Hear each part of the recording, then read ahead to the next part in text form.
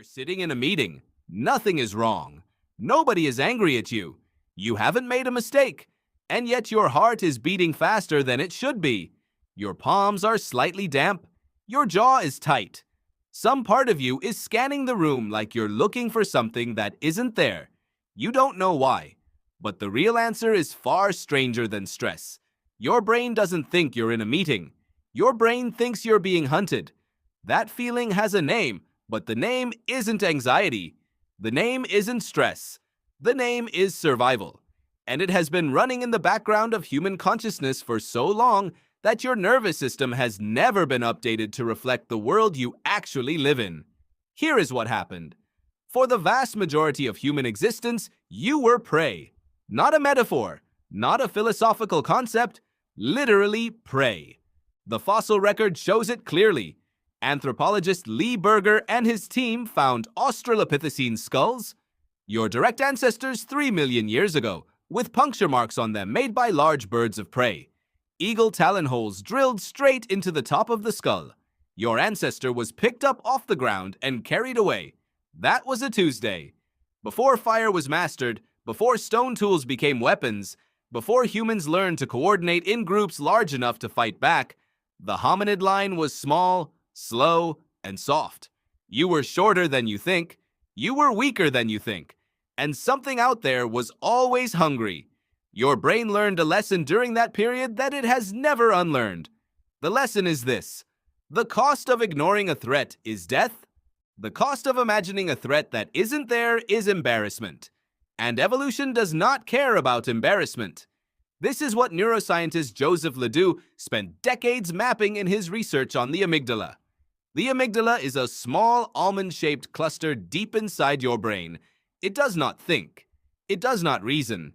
It pattern matches. And its pattern library was written in a world where the rustling in the tall grass was almost certainly something that wanted to eat you. When your amygdala detects something, a loud noise, a social judgment, an unanswered message, a sudden movement at the edge of your vision, it fires before your conscious mind has processed anything at all. Ledoux called this the low road. The signal bypasses your prefrontal cortex entirely. It hits your body first. Heart rate, cortisol, pupils, jaw.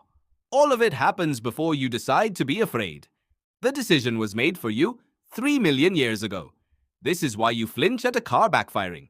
This is why public speaking triggers the same physiological cascade as encountering a predator.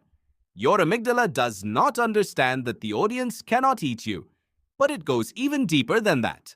Psychologist Arne Oman at the Karolinska Institute conducted a series of experiments in the 1990s that revealed something extraordinary. He showed subjects images, snakes, spiders, flowers, mushrooms, and tracked how quickly fear responses were triggered. Snakes and spiders triggered fear reactions faster than anything else, even when the images were flashed so briefly that the subjects couldn't consciously report seeing them. Less than 30 milliseconds. Below the threshold of conscious awareness. Fear, without seeing. Threat detection running entirely beneath the surface of your mind. Oman concluded that these fear responses are evolutionary inheritances, not learned, not culturally transmitted, loaded at the factory. Your ancestors who were slow to fear snakes did not pass their genes forward. You are descended from the ones who flinched first and asked questions later. And here is where it gets strange. That same fear architecture, built for predators in the savannah, is now pointed at things your ancestors never encountered. The notification on your phone.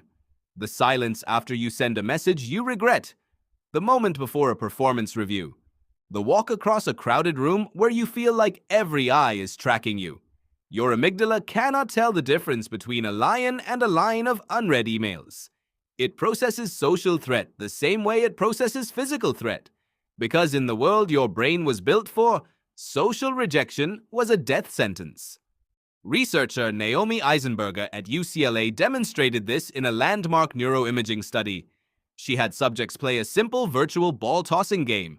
Midway through, the other players, actually a computer program, stopped passing to them. The subject was simply excluded from a game. And the brain regions that activated? The same regions that activate during physical pain. The dorsal anterior cingulate cortex. The same neural pathway. Exclusion and injury. Your brain files them together. This is not a metaphor. In the environment your ancestors evolved in, being cut off from the group was not a social inconvenience, it was a terminal event. Alone on the savannah, you, Ella,